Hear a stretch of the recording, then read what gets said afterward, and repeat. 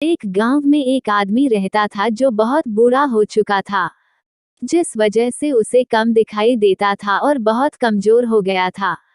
इसलिए अपनी बची कुची जिंदगी अपने बेटे के साथ बिता सके इसलिए शहर में रह रहे उसके बेटे के घर रहने चला गया। बेटा एक शहर के छोटे मकान में रहता था। मकान तो उसका छोटा था लेकिन उसके अंदर जो चीजें थी वह महंगी थी। उस मकान में बेटा, उसकी पत्नी और उनका एक 5 साल का बच्चा, यह छोटा सा परिवार साथ मिलकर रहता था।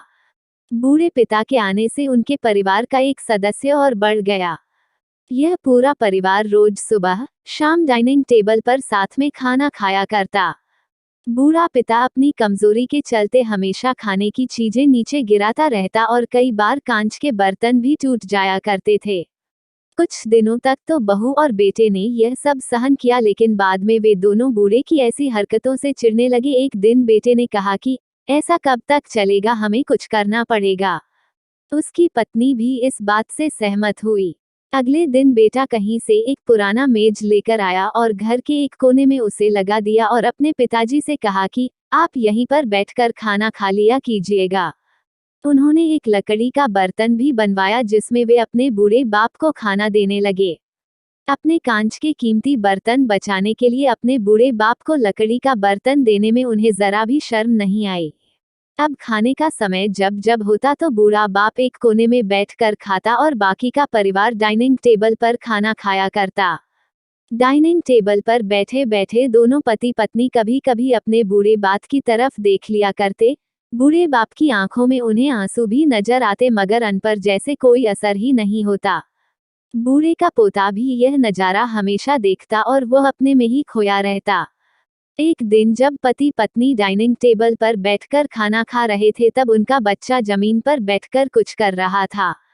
उन दोनों ने बच्चे के हाथ में लकड़ी का टुकड़ा देखा, लेकिन उन्हें कुछ समझ में नहीं आया कि बच्चा लकड़ी के टुकड़े के साथ क्या कर रहा है।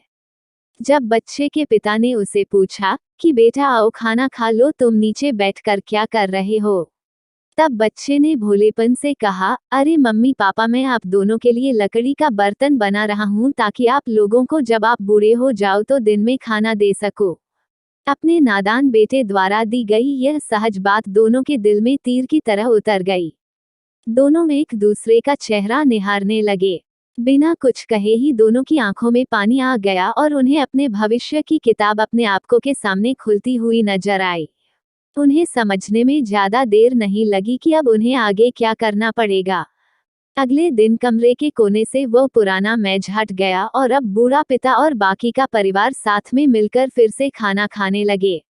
बूढ़े की कमजोरी की वजह से हो रही गलतियां भी अब किसी को नहीं चिढ़ाती थी।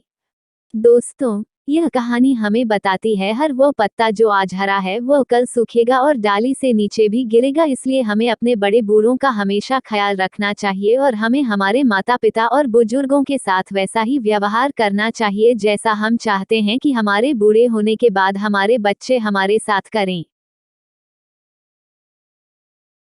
धन्यवाद। आपको यह वीडियो कैसी लगी कमेंट करके जरूर बताना। Thanks for watching.